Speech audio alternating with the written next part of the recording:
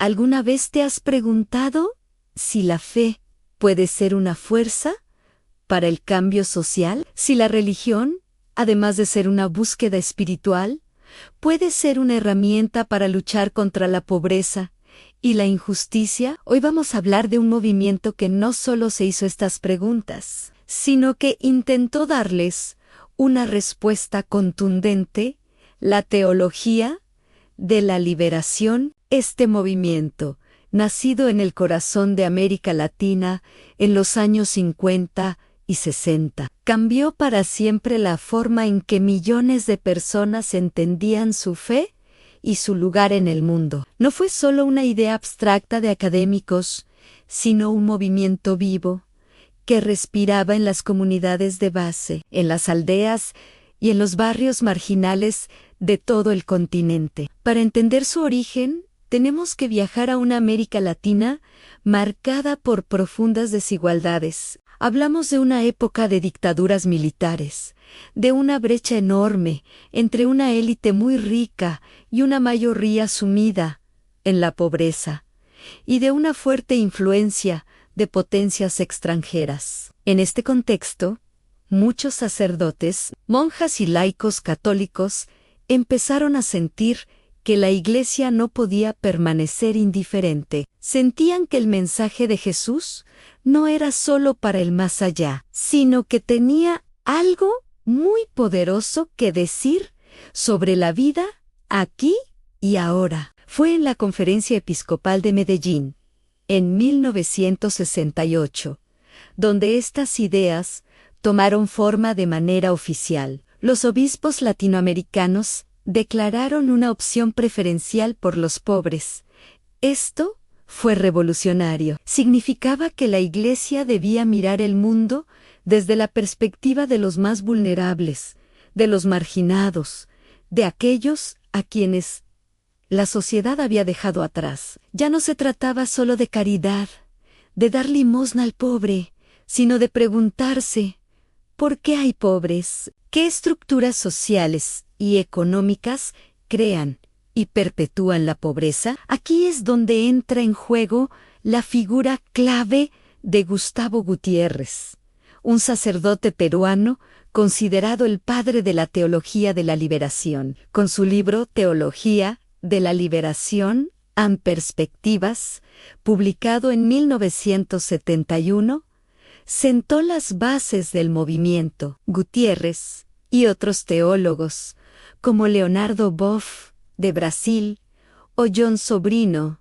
de El Salvador, propusieron algo radical: combinar el análisis teológico con las ciencias sociales. Usaron herramientas del análisis socioeconómico, a veces inspiradas en el marxismo, no para adoptar su ideología atea, sino para entender las causas estructurales de la opresión. El concepto central es la liberación. Para ellos, la salvación que ofrece Cristo no es solo espiritual, sino integral. Es una liberación del pecado.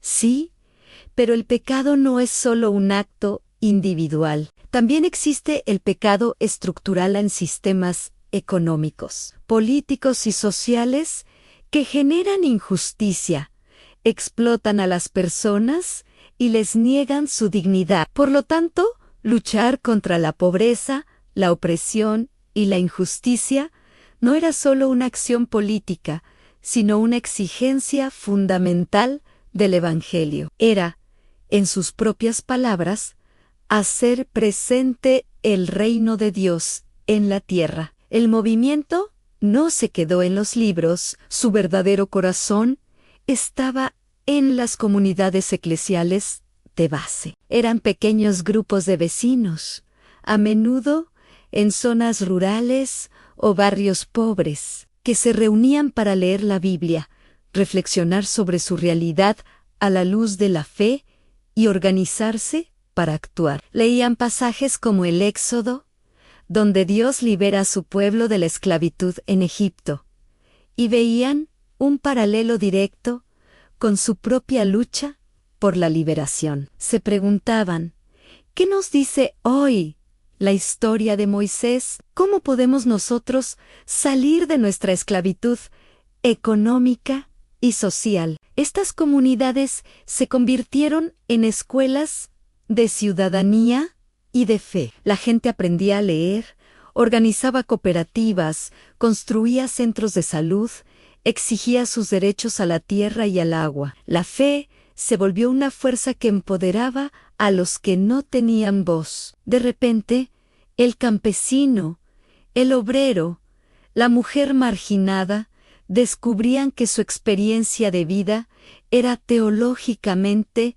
importante, que Dios estaba de su lado en su lucha por la dignidad. Por supuesto, un movimiento tan radical no podía pasar desapercibido ni estar libre de controversia. Desde los sectores más conservadores de la sociedad y de la propia Iglesia, la teología de la liberación fue duramente criticada. La acusaron de politizar la fe, de reducir el Evangelio a un simple programa político y, sobre todo, de infiltración marxista. El Vaticano, bajo el papado de Juan Pablo II y con el cardenal Joseph Ratzinger, futuro Benedicto XVI, al frente de la Congregación para la Doctrina de la Fe, expresó serias preocupaciones en dos documentos, en 1984 y 1986. Se criticó el uso de conceptos marxistas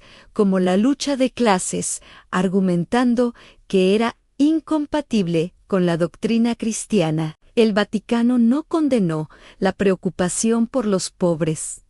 De hecho, la reafirmó, pero sí advirtió sobre los peligros de ciertas interpretaciones de la teología de la liberación. Esto llevó a sanciones contra algunos de sus teólogos más prominentes, como Leonardo Boff.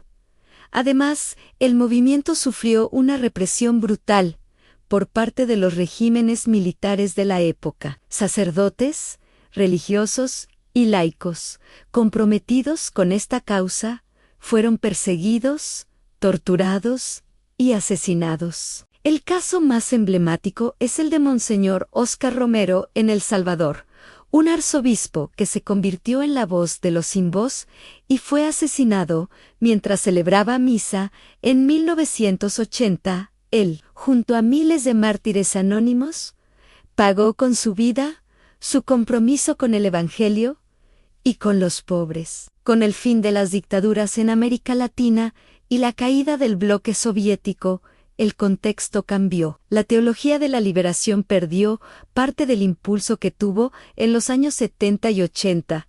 Algunos declararon su muerte, pero ¿realmente desapareció? La respuesta es no. Más bien, se transformó.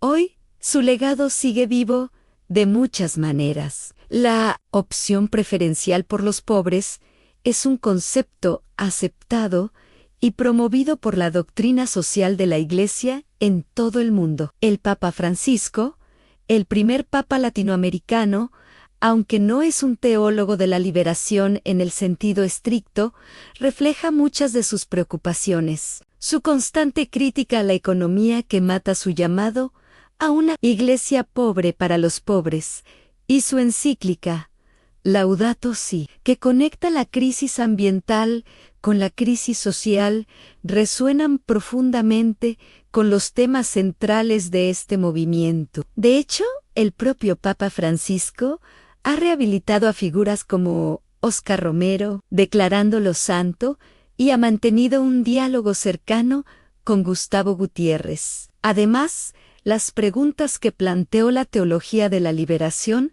siguen siendo increíblemente relevantes. Hoy, el movimiento inspira nuevas teologías en otros contextos, anteologías feministas que luchan contra el patriarcado, teologías ecológicas que denuncian la destrucción del planeta, teologías negras que combaten el racismo. Todas ellas comparten el mismo método en analizar una forma de opresión a la luz de la fe para buscar la liberación. En resumen, la teología de la liberación fue mucho más que una simple teoría. Fue un grito de esperanza que nació desde el sufrimiento de un continente. Nos enseñó que la fe no puede ser una vía de escape de la realidad, sino una fuerza para transformarla. Nos recordó que seguir a Jesús implica ensuciarse las manos, caminar junto a los excluidos